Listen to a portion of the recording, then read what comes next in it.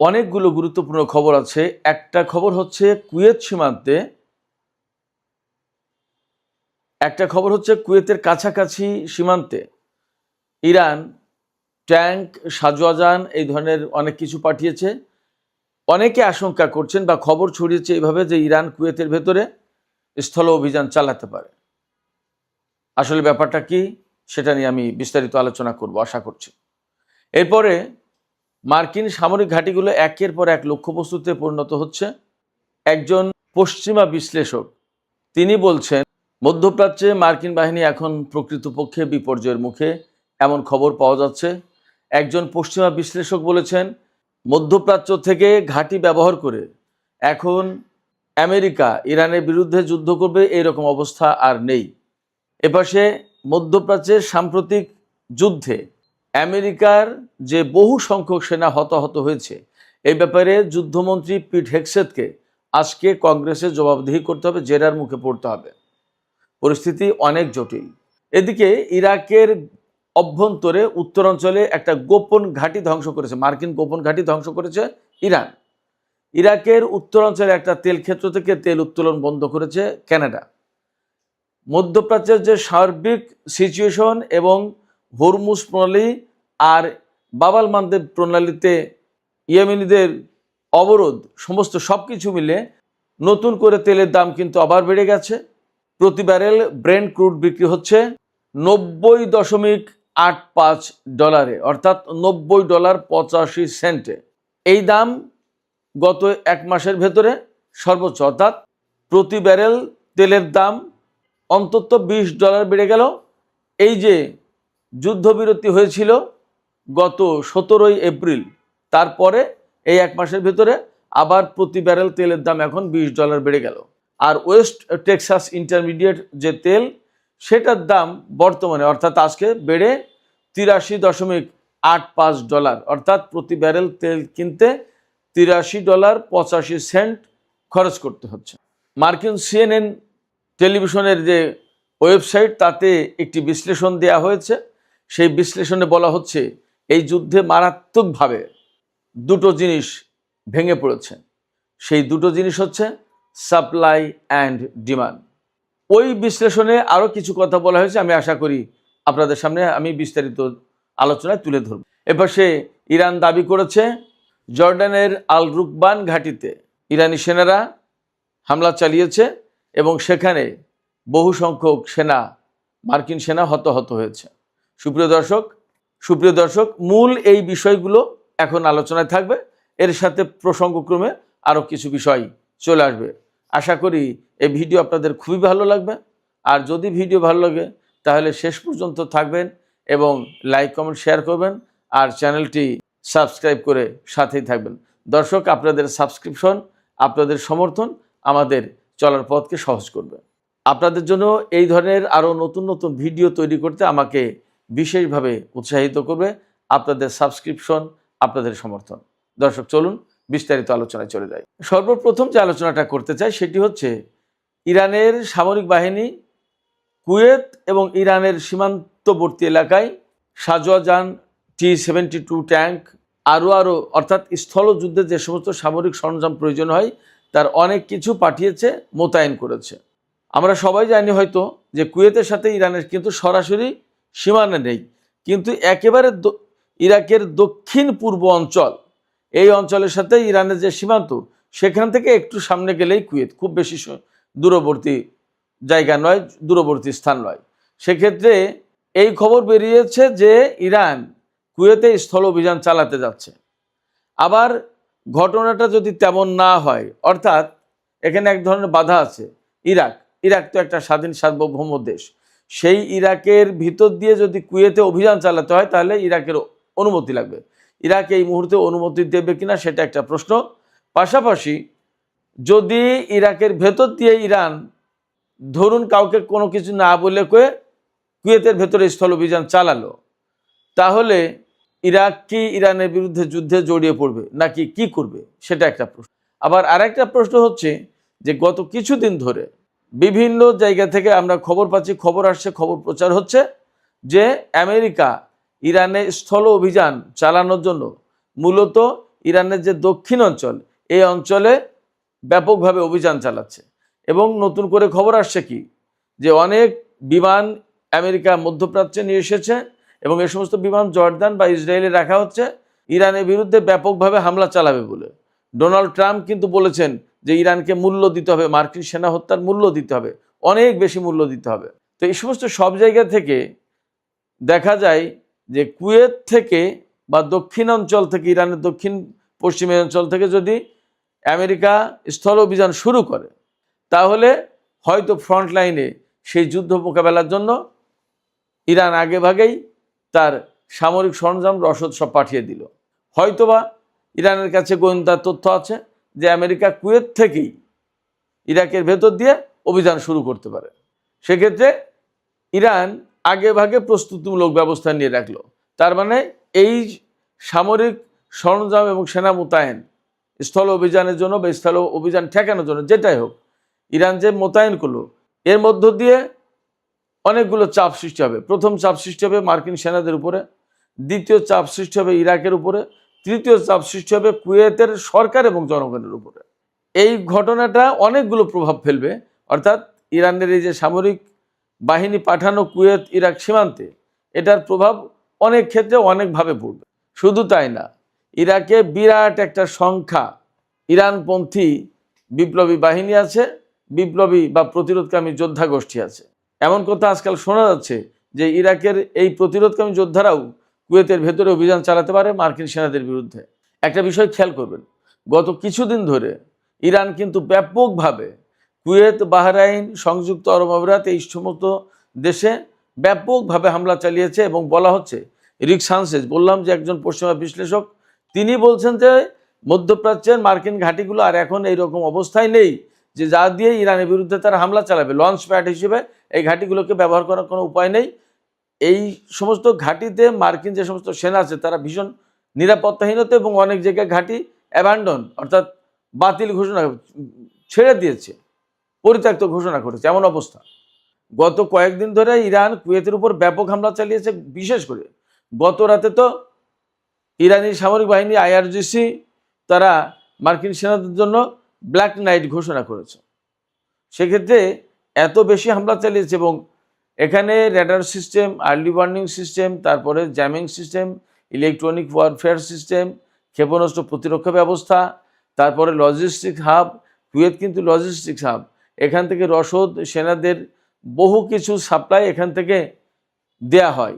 সেই কুয়েতের উপর যখন এইরকম হামলা চালিয়েছে, তার মানে এখন ইরান একদম গ্রাউন্ড তৈরি করে ফেলেছে। মেবি কুয়েতের উপর ইরান স্থল অভিযান চালাতে পারে, অথবা ইরাকের প্রতিরোধকামী যোদ্ধারা শুরু করতে পারে মার্কিন বিরোধী অভিযান। তার মানে পরিস্থিতি দাঁড়াচ্ছে মধ্যপ্রাচ্যে আমেরিকা থাকতে পারবে কিনা, মার্কিন সামরিক ঘাঁটিগুলো থাকবে কিনা, মার্কিন সেনারা মোতায়েন এখানে থাকবে কিনা, সেই প্রশ্নেরই মীমাংসা হতে যাচ্ছে মনে হচ্ছে যা।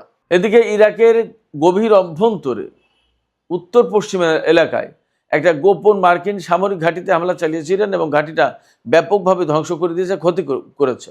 আর আমরা তো ইরাকের উত্তর পূর্বাঞ্চলীয় এলাকা, যেটা এরবিল, সুলাইমানিয়া, এই সমস্ত এলাকায় কুর্দি ঘাঁটি, মার্কিন অবস্থান, এই সমস্ত জায়গায় গত কয়েকদিন ধরে ইরান সেখানেও বড় রকমের হামলা চালিয়েছে দফায় দফায়।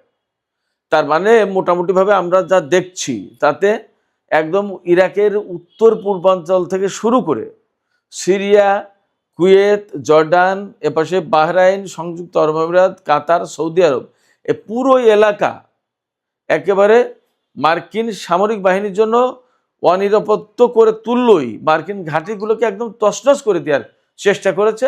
আমার কাছে মনে হচ্ছে ইরান একেবারে চূড়ান্তভাবে আমেরিকার বিরুদ্ধে অভিযান চালাতে যাচ্ছে। হতে পারে দেশে দেশে স্থল অভিযান শুরু করবে। যদি তাই হয়, তাহলে এই প্রশ্নের অবশ্যই এখানেই মীমাংসা হবে যে মধ্যপ্রাচ্যে মার্কিন সামরিক ঘাঁটি, মার্কিন সেনা এগুলো থাকবে কিনা। ইরান কিন্তু গতকাল বলেছে যে এই অঞ্চল আমেরিকার না, অতএব এই অঞ্চলে আমেরিকার সেনারা থাকতে পারবে না। যতক্ষণ পর্যন্ত এই অঞ্চল মুক্ত না হচ্ছে ততক্ষণ পর্যন্ত তারা লড়াই চালিয়ে যাবে। ইরাকের অবস্থা আসলে যথেষ্টই জটিল। ইরান সেখানে ব্যাপকভাবে দফায় দফায় হামলা চালাচ্ছে। এই প্রেক্ষাপটে ইরাকের উত্তর অঞ্চল থেকে, কুর্দি অঞ্চল থেকে সম্ভবত, ওই অঞ্চলের তেল বেশি, কিন্তু ওই অঞ্চল থেকে কানাডা একটি তেল ক্ষেত্র থেকে তেল উত্তোলন বন্ধ ঘোষণা করেছে। তার মানে তেলের বাজারে তেলের সাপ্লাইয়ে নতুন করে আর এক রকমের চাপ সৃষ্টি হলো। এর চেয়েও বড় কথা হচ্ছে তেল তুললেও অনেক ক্ষেত্রেই তেল সরবরাহ করা যাচ্ছে না, আন্তর্জাতিক বাজারে পাঠানো যাচ্ছে না। হরমুজ পণ্যের সংকট, এপাশে নতুন করে ইয়েমেনের হুতি আন্দোলনের যোদ্ধারা বা হুতি সমর্থিত সরকারের সেনাবাহিনী বাব আল মানদেব প্রণালীতে সৌদি আরবের বিরুদ্ধে নৌ অবরোধ ঘোষণা করেছে, যার প্রেক্ষাপটে সৌদি আরব হরমুজ প্রণালী বাদ দিয়ে বাব আল মানদেব প্রণালী দিয়ে বা লোহিত সাগর দিয়ে যে সমস্ত তেল বিভিন্ন দেশে পাঠাচ্ছিল সেইগুলো এখন বন্ধ হয়ে গেল। তাতে তেলের দাম বেড়ে গেছে। ডোনাল্ড ট্রাম্প অবশ্য গতকাল এক ধরনের কৌশলের আশ্রয় নিয়েছিল এবং এই জন্য যুদ্ধবিরতির একটা ফ্লো ছড়িয়ে দেওয়া হয়েছিল যে ইরানের সাথে আমরা আবার আলোচনায় যাচ্ছি, 10 দিনের যুদ্ধবিরতি ইত্যাদি ইত্যাদি। এগুলো পজিটিভ কথা। তো এই পজিটিভ কথা বলার পরে আন্তর্জাতিক বাজারে তেলের দাম প্রায় $1 মতো কমে এসেছিল। এখন আবার সেটা বেড়ে নতুন করে এখন গত 1 মাসের মধ্যে তেলের দাম সর্বোচ্চ পর্যায়ে পৌঁছেছে। আমি আগেই বলেছি তেলের দাম ব্রেন্ট ক্রুড প্রতি ব্যারেল তেলের দাম হচ্ছে এখন $90.85, আর ওয়েস্ট টেক্সাস ইন্টারমিডিয়েট যেটা সেটার দাম হচ্ছে $83.97, অর্থাৎ $83.97, মানে $84 বলাই যায়। এদিকে আমেরিকার এই যে নাজুক অবস্থা তৈরি হয়েছে মধ্যপ্রাচ্যে, তাদের ঘাঁটি থাকবে কিনা, মার্কিন সেনা আসলে এখানে থাকতে পারবে কিনা, এরকম একটা প্রশ্ন যখন তৈরি হয়েছে এবং ইরান যখন একের পর এক হামলা চালাচ্ছে, ইরান তো নতুন করে ঘোষণা করলো যে জর্ডানের রুকবান সামরিক ঘাঁটিতে হামলা চালিয়েছে এবং সেখানে বেশ কিছু সেনা হতাহত হয়েছে। এই অবস্থায় মার্কিন প্রশাসন কিন্তু স্বীকার করতে চাচ্ছে না তাদের সেনা কতজন হতাহত হয়েছে। মাত্র 4 জনের কথা বলছে, যে এই কয়েকজন নিহত হয়েছে আর অল্প কয়েকজন আহত হয়েছে, এরকম কথা বলা হচ্ছে। কিন্তু সিএনএনের একটা রিপোর্টে দেখলাম যে 100 মতো সেনা আহত হয়েছে এই গত কয়েকদিনের যুদ্ধে, গত 9 জুলাই থেকে যুদ্ধে এই পর্যন্ত। তাতে কেন এত সেনা আহত হলো, কি ব্যাপার, যুদ্ধের পরিস্থিতি কি এবং যুদ্ধ কেন পরিচালনা করা হচ্ছে, আর দরকারটা কি, যুদ্ধ কেন বন্ধ করা হবে না, এই সমস্ত নিয়ে প্রচণ্ড রকমের জেরার মুখে পড়তে যাচ্ছে আজকেই মার্কিন যুদ্ধমন্ত্রী পিট হেগসেথ। কংগ্রেসে তাকে তলব করা হয়েছে, তাকে জেরা করবে কংগ্রেসম্যানরা। এই যে আমি আগেই বললাম যে কেন যুদ্ধ নতুন করে শুরু করা হলো, কেন যুদ্ধ বন্ধ করা হবে না, কেন এই যুদ্ধ শুরু করা হয়েছে আগে, এই যুদ্ধের এত ব্যয় হচ্ছে কেন, যদি এইরকম সংকট তৈরি হয় তাহলে সমঝোতা হলো, তারপর আবার নতুন করে যুদ্ধ করা হলো কেন, সংকটটা কোথায়, অসুবিধা কোথায়, এবং আমরা পারছি না কেন, আমেরিকা পারছে না কেন ইরানের সাথে, এ সমস্ত অনেক প্রশ্নের জবাব দিতে হবে। এবং আজকে মানে একেবারে ভাজা ভাজা হবে পিট হেগসেথ মার্কিন কংগ্রেসে, এটা বোঝা যাচ্ছে, ছেড়ে দেবে না। এবং এখানে ডেমোক্র্যাটরা অত্যন্ত মারমুখী অবস্থানে চলে গেছে। শুধু তাই না, রিপাবলিকান অনেক কংগ্রেসম্যানও পিট হেগসেথের বিরুদ্ধে, ডোনাল্ড ট্রাম্পের এই সিদ্ধান্তের বিরুদ্ধে।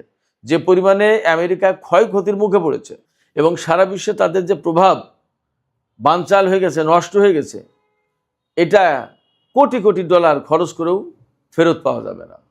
অতএব আমেরিকা এই যে ক্ষতির মুখে পড়লো, এই ক্ষতির পেছনে সবচেয়ে বড় কারণ যারা, ডোনাল্ড ট্রাম্প, পিট হেগসেথ এবং মার্কো রুবিও। কেন তারা এই যুদ্ধ শুরু করলো, এই যুদ্ধ চালাচ্ছে, এবং কেন তারা এই যুদ্ধ শুরু করলো, এই যুদ্ধ চালাচ্ছে, এবং এই যুদ্ধ তো বেসিক্যালি আমেরিকানরাই বলছে, নেতানিয়াহুর কারণে কি প্রয়োজন এই যুদ্ধ চালানোর, এই সমস্ত কৈফিয়ত আজকে তাকে দিতে হবে, পিট হেগসেথকে দিতে হবে কংগ্রেসম্যানদের কাছে। ওয়াশিংটন পোস্ট জানিয়েছে এই পর্যন্ত ইরান যুদ্ধ শুরুর পর থেকে আমেরিকার অন্তত 18 জন সেনা নিহত হয়েছে। মার্কিন সরকার কিন্তু একথা স্বীকার করতে যাচ্ছে না। আর বাস্তব কথা হচ্ছে মার্কিন গণমাধ্যমগুলো তো সব স্বীকার করবেও না, কারণ আমেরিকার প্রভাব প্রতিপত্তি নষ্ট হয়ে গেলে এই সমস্ত গণমাধ্যমেরও তো ভবিষ্যৎ নষ্ট হবে। এই জন্য এই সমস্ত গণমাধ্যম পুরোপুরি খবর দেয় না। তারা 18 জনের কথা বলছে, কিন্তু ইরান বলছে অনেক বেশি সেনা নিহত হয়েছে তাদের কাছে, আর আহত তো অনেক। তো সেক্ষেত্রে আমেরিকা সত্যিই মধ্যপ্রাচ্যে এই হুমকির মুখে, এই ঝুঁকির মুখে, এই প্রশ্নের মুখে যে আমেরিকা মধ্যপ্রাচ্যে আর থাকতে পারবে কিনা। এদিকে আর একটা ছোট্ট খবর দিয়ে আমি এখনকার আলোচনা শেষ করি। গত রাতে বাহরাইনে ইরান যে হামলা চালিয়েছে তাতে অ্যামাজনের হেডকোয়ার্টারে হামলা হয়েছে। সেই অ্যামাজনের হেডকোয়ার্টারে হামলা হওয়ার গুরুত্বটা কি, মানে কি হয়েছে তাতে? অ্যামাজনের হেডকোয়ার্টারে হামলা হওয়ার মধ্য দিয়ে যা ঘটেছে সেটা হচ্ছে অ্যামাজনের ডেটা স্টেশনে হামলা হওয়ার কারণে পারস্য উপসাগরীয় দেশগুলোর যে টেলিকম নেটওয়ার্ক, এই ডেটা সেন্টারের মাধ্যমে পরিচালিত হয়। ডেইলি ক্লাউড ডেটা এবং পারস্য উপসাগরের দেশগুলোর গুরুত্বপূর্ণ ব্যাংকিং নেটওয়ার্ক এই অ্যামাজন সেন্টার। ফলে এখানে হামলা হওয়া মানে মধ্যপ্রাচ্যের অনেক কিছু ওলটপালট হয়ে যাওয়া। সুপ্রিয় দর্শক, আমি আলোচনা একদম শেষ পর্যায়ে নিয়ে এসেছি, আলোচনা শেষ করব।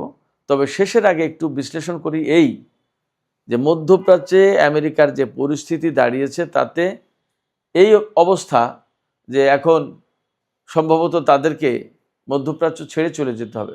তারা যতই চেষ্টা করুক, সম্ভবত ইরানের সাথে মনে হয় আর খুব সুবিধা করতে পারবে না যুদ্ধে।